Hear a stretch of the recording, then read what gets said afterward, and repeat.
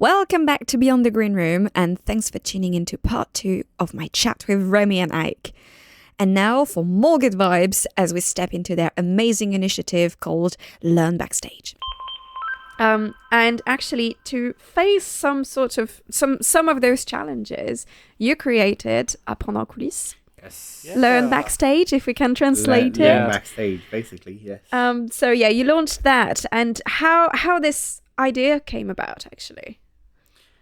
Do you want to start? Or? Yeah, but I think I should let you speak because we even if we created this non-profit basically together and with other friends, we sometimes have differing ideas and. But that's normal. You're two individuals. No, that's fine. But it's just I basically at some point I went to see a bunch of my friends. Most of them were in the same high school as me, and did exactly the same thing as me, and find their passion at exactly the same place as me. Sure. And I said, well, I basically want to recreate that, but for whoever wants. That's the whole point of the of this thing. It's basically being able to for anybody to come and learn about something they either don't know anything about, or know a bit about, or know already a lot about, but not on that subject, and that's not free, but at a price that they can afford, basically. Wow, that's fantastic. Yeah. How do you say it in English, pretty libre? Like you pay whatever you want to pay. You come, you pay whatever you want, and we give you in exchange a 4-hour or 8-hour workshop on a specific subject on technical work, or lights, even like a general. Wow. Or a general subject, but the lights, sound, a specific lighting desk, a specific sound desk. In the future, I would love to go even further and try and even do administration stuff. Yeah. That would be awesome to be able to have a workshop on how to manage a stage, how to manage a group or things like that. That would...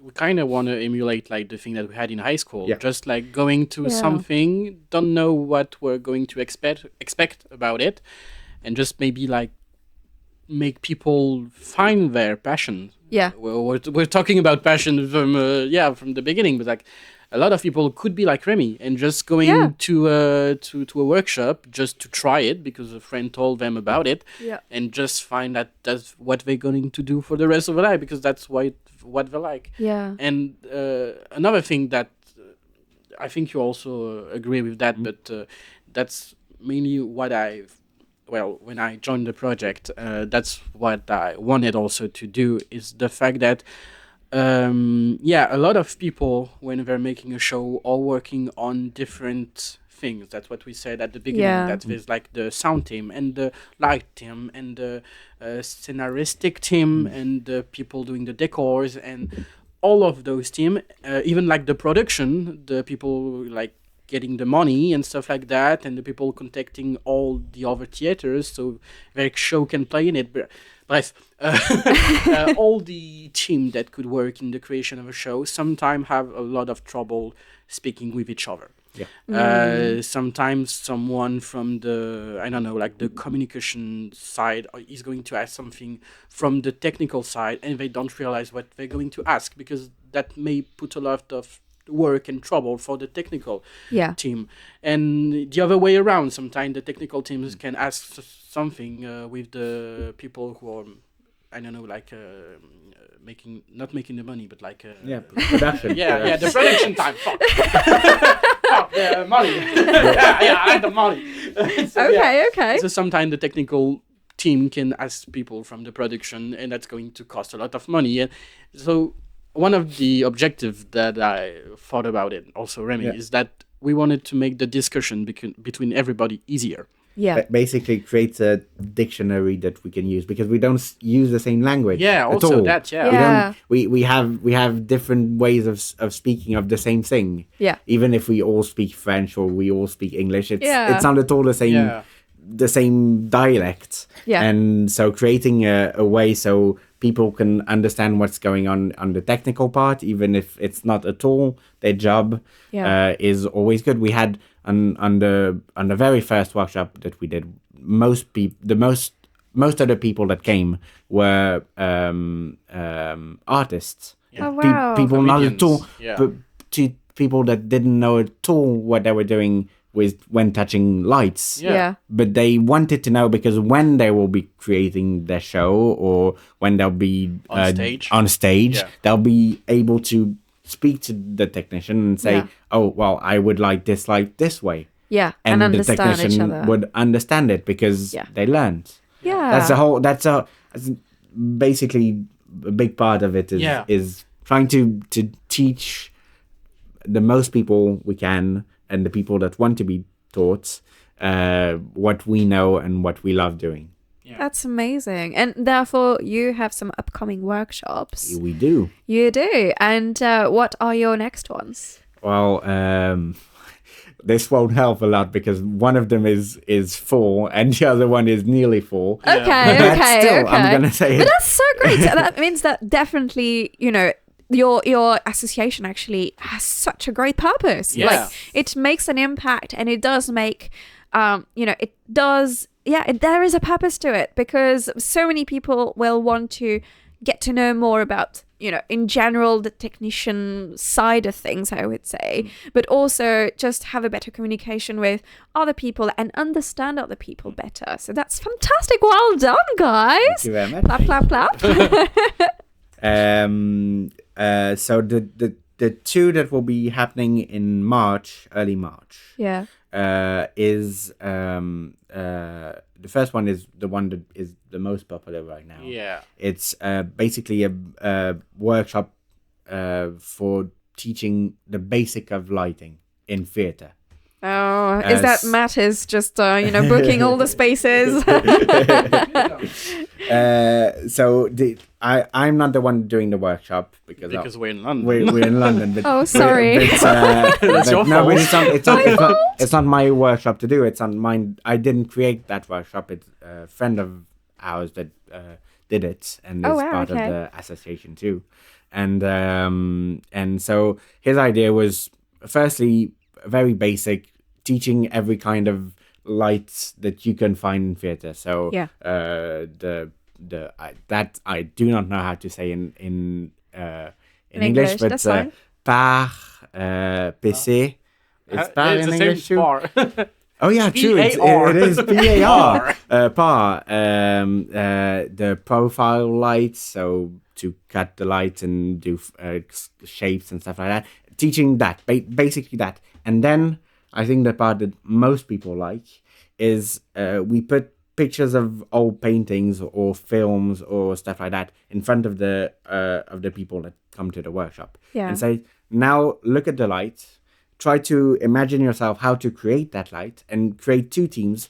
One team that will tell you how to put the lights and what color to put the lights and stuff like that, and another team that sets up the lights. So we basically teach the two parts of lighting, the one being creating the lights, and the one is setting up the lights, and they can understand each other, and they know what one wants, even if the other one doesn't see what he wants, and stuff like that. And it's so fun to see people doing that, because then they get to touch something that they're not used to touching at all. Yeah. When we go to theatre, we look at the lights, we're like, wow, that's amazing. It's a cool light show, and that color is so nice on that picture and stuff like that. But we never get to touch, if we don't do that job, we never get to touch that. Yeah. And being able to see them play with the lights and try different kind of colors and different kind of settings and stuff like that. It's so fun. It's so fun. For me at least, it's I went to. Do you agree? Yeah, we could say that.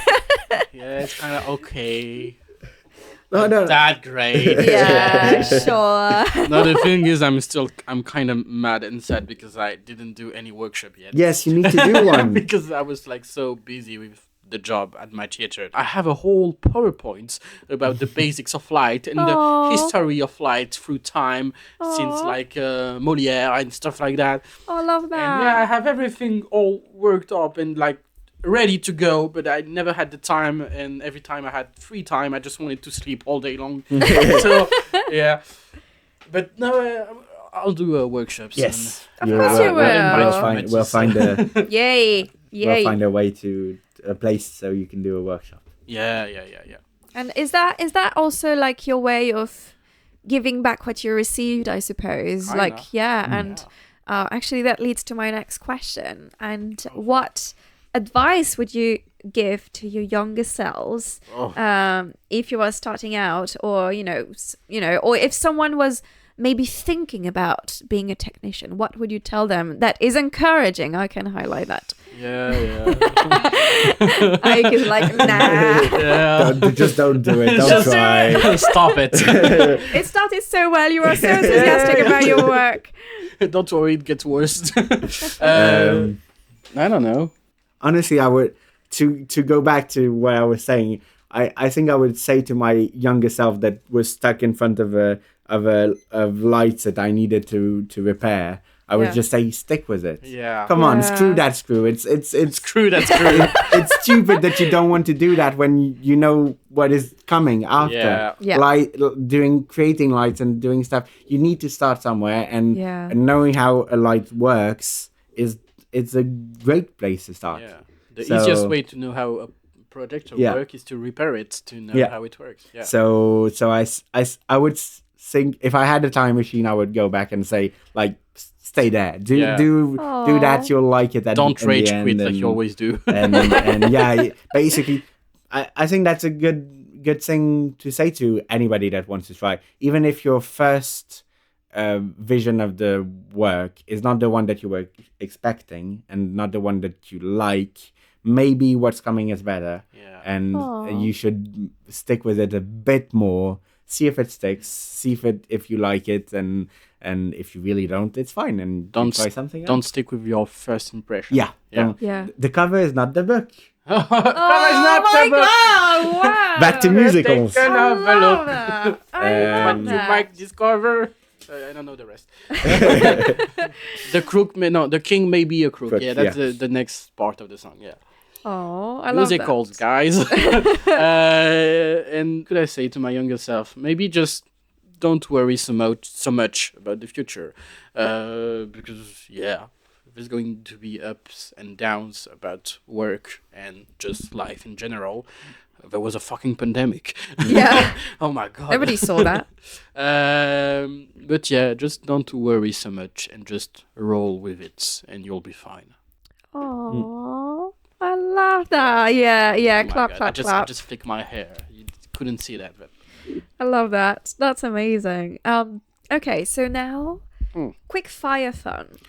So I will ask you questions, like very small questions, and you need to give me instinctive answer. No overthinking. So we need to translate it. No, well, you're good at it. We're good at it. It's fine. Okay. What is your biggest technical fail that you've ever had on a show? Oh, that's the same. We have the same one. Which one? You had to go. Yeah. We had to. He had to go on stage because every single light that I had stopped working and started flashing during the show. Yeah. He had to wiggle on stage, try to be as quiet as he can be in front of like 100 people, and try to unplug some stuff, and it was a horror. Yeah, total horror. That was. Well, we also had one thing that when we made the Sorg, one of those shows, because he was hell too. He had like an Apple Watch, even though I really don't like Apple, but we can go on that for hours. But he does have an Apple Watch, and his heart spiked at I don't know how much BPM you had, but he was really stressed because we couldn't find one instrument for another show, like for the first time show. It was basically the first show of this production. Everybody was ready. The lights were about to go down, and then the artist just says, I'm missing an instrument, guys. Oh my god! The instrument is not on stage, and so I ask not everybody, but Ike and other people to go try and find the instrument. We were all running around when the audience was there and looking at us. What is good and why I didn't say that one is because it worked well with the show in the end. Okay, so how come? And also, where was the instrument? Where it's supposed to be, but the artist didn't look well. Yeah. Where he left it. That's the worst thing about it. It's always where it's supposed to be, but you only always check always double check everywhere. Yeah. Love that. Yeah, fuck. Okay. Second one. Dream venue or festival that you'd love to light? I have that one too, easily. Bercy. Bercy, okay. is an not an arena, but it is an arena. It's not a stadium. It's one of the biggest arenas in Paris. Yeah. And when I went to high school, there's a metro line that passes just in front of Bercy. Aww. And I looked at it every day, and I was like, one day I'll be doing light in there. Oh, the balls. and I'll be doing good, and that will be great. Yeah. And I love that. I hope so. One day I'll be doing lights at Bercy, but maybe just setting up lights and not behind the desk. Who knows? Maybe you'll be director, you know? Who knows? What about you, Ike? Well, if I do keep doing light for a living, I think I would really love to do the Olympia. Because it's such like a charged place in history. Because a lot of famous French singers and even like a lot of international groups and stuff like that went to that place.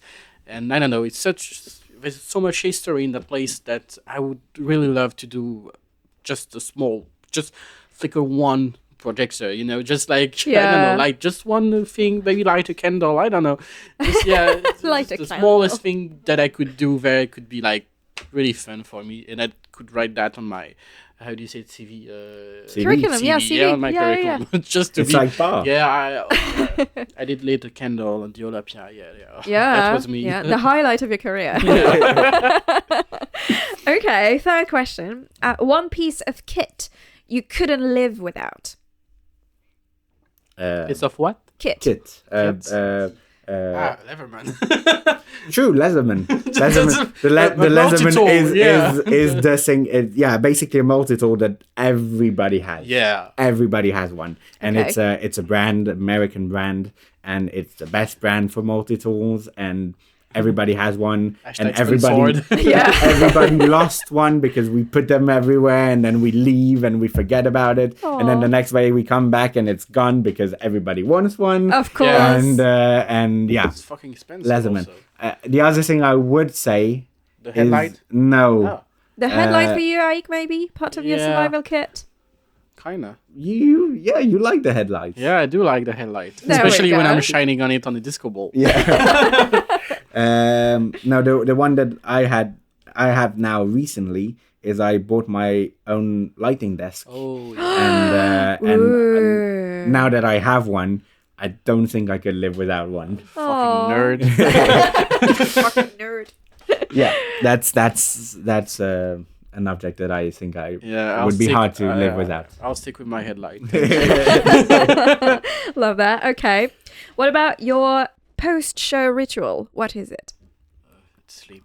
Fair enough. Okay. Or a beer. No, we get beers. We get beers, and not during the show. And most of the time when we do shows together and we need to uninstall the show right after, we put music and uninstall while music is blasting on the stage. Well, no, because a theater when it's empty is something else, and we can basically do whatever we want with it. So put loud music. You're the kings of the place. Rock, Johnny B. Good, whatever he wants to put. Yeah. Oh yeah, actually, I really want to have Ike singing Johnny B. Good on tape. I really want to have that at one point. Maybe at the end, we'll see. Oh yeah.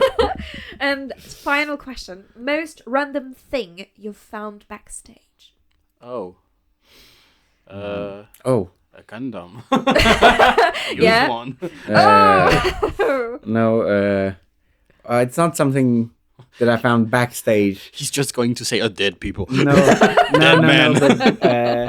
But, Well, vodka, honestly. Oh, yeah. We use a lot of vodka, not because we're drunks. Yeah. Okay. We are not, well, some of us are not drunks. Some of us. But we Okay. use a lot of vodka for, well, it's not really our department, but for costumes. Yeah. It's a good way to clean costumes. Yeah. So Vodka with water. you will find a lot of vodka Really? backstage. Wow, I Yeah. didn't know that. That's fantastic. Okay. Wow. Okay. And I mean, like at every episode of the podcast, I ask a green room gossip. So it doesn't have to be really a gossip, but maybe like a story that you have with a famous person. You don't have to say their name if you don't want to. But if it's a cool one, you can say. But do you have a green room gossip? Well, we thought about it, but I honestly, I don't think I really have anything really spicy. I mean, it doesn't have to be really spicy. but- If you tell me, like, for instance, I know that someone received Bono's lighter, and he is in this room, and that's also a fun fact, a cool fact. So, yeah. Okay. Now we know. Well, I didn't know for you, Anais. Wow, you have Bono's right here. Oh, amazing. Yeah. Well, there's a thing about since I found a condom in my theaters, I know a lot of theaters, all of the theaters. No, in my theater, I know that people fucked in the backstage. That is horrible. Obviously. That is horrible. No, I don't know. Because we didn't met a lot of famous people, have we? We didn't have a lot of crispy thing. No, I really don't know what I would say on that question. Yeah. Not because I'm hiding anything. Yeah, I promise. sure. I promise I I'm can not see hiding your little anything. face there. Okay, and I mean, looking forward, I mean, we've already touched base a little bit on that because you said, you know, you're in love with lights, so that's fine. So I suppose you want to do, you know, lights forever, but do you have like a specific project that you're really looking forward to? And Aik, I know that you're going to move on from your current job, so is that something that you're really looking forward to for the future? Or maybe it's your time to say, hello, Bercy, I am available now, or hello, Olympia, I am available now. Well, honestly, one of the biggest projects right now in my life is Apprendre, coulisse. Aww. So I love working on it. I wanted to work well without me in the end. So that. And then there is a show that we did together with Ike that is called Sorg, which is not a musical, but it's cabaret. It's kind of cabaret. There's a lot of music in it. That's cool. And it's a small group. Basically, both of us and the singer and the musician. And I think I could follow him on basically every project that he does. Because we work so well, the four of us together. We bounce off ideas every time that we see each other, and sometimes a little bit too much. Yeah, and then we end up doing stuff that is completely out of the ordinary, and finding stuff that is ridiculous and so funny that it's fun. So I think any project that he will be working on, I'll be working on with him. And I don't know if I will follow, but I hope so. It works well. It's a good team. Yeah, I would like to follow. I just hope he won't be hearing that podcast. Why not? Because we're going to hear it from weeks and weeks. It's going to be, I heard what you said about me. Yeah, sure. But don't you want to do because Rémi did an amazing thing. He did a Zenith. Yeah, I did do. I did do a Zenith. So I don't know. Zenith is a French thing, if I'm not mistaken. It's a huge stadium. It's a big arena. It's a big arena that is very modular. That's the whole point of it. So you can have up to, I don't know how many seats, but you can also have a small thing. So I think the smallest one is like 1,200 seats or something like that. That's a lot of people. That's still a lot of people. And I had the opportunity and the chance to do lights, create lights for a chorus of young people, 100 young people on stage singing mostly pop songs, but also songs of the world. And at Zenith at Nancy, which is a city. Yeah, and we had 2,500 people ish. Wow. Seats. Ish. Yeah. And it was amazing. I had no idea what I was doing there. It's kind of a strange feeling of you're in front of this huge arena. No, it's fine. That's a bit weird. I really need to. Oh. Yes, please. Thank you so much. I'll pause. Been trying. Put the mic to it. No! Yeah. Oh, disgusting. Sorry. Thank you. I feel No better. problem. Put that on a shirt. That would be hard. Sorry, carry on. Yeah. It's kind of a strange feeling when you're in front of that huge building, basically all alone, with nothing there. When you enter, basically it's an empty space. Wow. You have nothing. No lights, no rig, nothing. There's nothing, and you have to create everything from zero. Zero, and that's a beauty of concerts and things that play in those kind of venues, because you can do basically whatever you want. That's why venues like that do sports, they do concert, they do theatre, they do whatever basically can go inside it. Yeah, works. And so that was kind of strange but very cool feeling for me. And I wish I would do more of that. In the long run, I would love to just be able to create a stage doing stage design and then the lighting design that goes with it. Having people helping me do that, of course, not on my own. I don't know how to do stage design at all. I would love to learn, but I don't know how to do it. But in the end, being able to create a stage for either a touring concert or a festival or stuff like that. I grew up after learning about lights and stuff like that. I looked at a lot of electronic music festivals, which are known to have huge light setups and huge video setups, and technically it's incredible. And on the other side, my parents, who are not at all in electronic music and stuff like that, also showed me loads of traditional, classical, more traditional, or my dad, who loves the 60s psychedelic music and stuff like that. So I always try to get my inspiration from everything that I watch. So I would put a bit of electronic music lights in a show. I would try and do more of follow the rules and doing like front light, back light, because it works on that situation. And adding all that and creating a huge set and a huge stage. I think that would be a project that I would love to do. I don't know how I'll be able to do it, but someday, hopefully. Believe in your dreams. Yeah. Put that on a t-shirt too. Oh my god, so many good sentences. What about you, Ike? Well, for the future, I don't know, but I'll just keep doing whatever I'm doing right now. And one of the big goals I had, in a big dream that I wanted to have, is like a big hangar, or big how do you say it in English? A big house where I could put even like a factory. Have a factory. An old factory that I could like restore and just put a stage in the middle.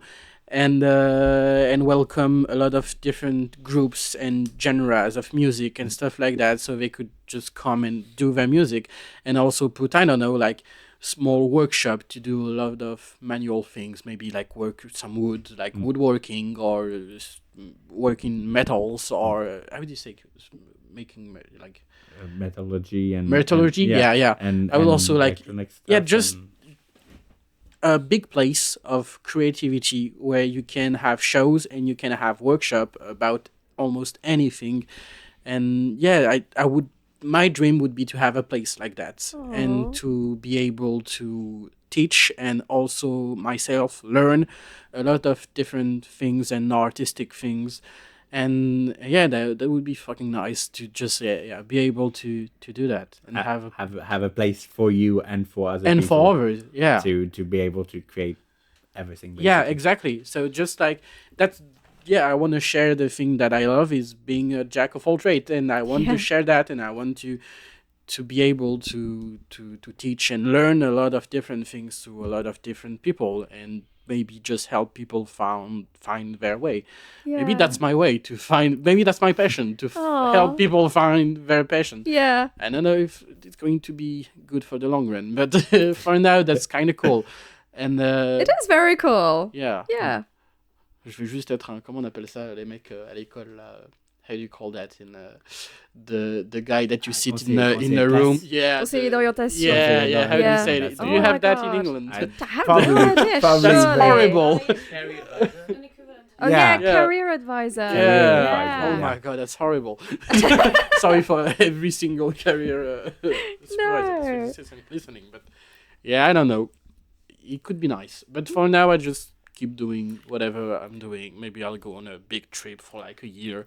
Maybe I'll just learn a lot of different things, but I don't have a big like objective in mind right now. Well, yeah, but it's a beautiful project, and you can change your passions and your objectives, throughout your life. That's what is nice with like just having a place that you can. I don't know, like... You can turn it into anything you want. Into anything you want. If I don't want to do any concerts anymore, I can just replace it by, I don't know, nothing. Yeah, theater or something like that. Yeah. So just having a big place to do a lot of different things in it and welcome a lot of different people. And that's kind of like not the goal right now, but that's what I have had in mind for like a long time. I think I talked to you about it in high school. Yeah. I just wanted to have a place. It is a project that you had since I met you, basically. Yeah, Aww. Just having a huge place and do whatever you want to do in that place and welcome a lot of different people and just give chances to people who don't have a place to do what they want to do. Yeah. So, That's beautiful. That's a dream. That's wonderful. Aww. Put that on a shirt. Yeah. Oh my god, so many t-shirts to print after that show. Love that. Well, Ike, Rémi, we've come to the end of the... Yeah, I know already. To be fair, it was quite a long episode already. So thank you so much. But before we wrap up, is there anything that you would like to add? Is there anything that you'd like to sing? No. If Mattis can do some guitar. Okay. Guitar, come on. Yeah. You already have like an... Oh! That's a good one. That was so good. Down Louisiana, close to New Orleans. Way back up on the woods of mighty ever three days to the lock, carried man up in the wood. Well, leave a country boy named Johnny Be Good, who never ever learned to read or write so well, but he could play guitar just like a ring at the bell. Go, go, go, Johnny, go, go, go, Johnny, go, go, go, Johnny, go, go. Go, Johnny, go, go. Johnny Be Good. Hey! Whoa! That was something. Love that. Yeah. Well, thank you so much for taking us behind the scenes today. And for anyone listening who's curious about backstage careers, go check out Apprendre en coulisse. Who knows, maybe your future is waiting just behind the curtain. Merci encore et à très bientôt on Beyond the Green Room.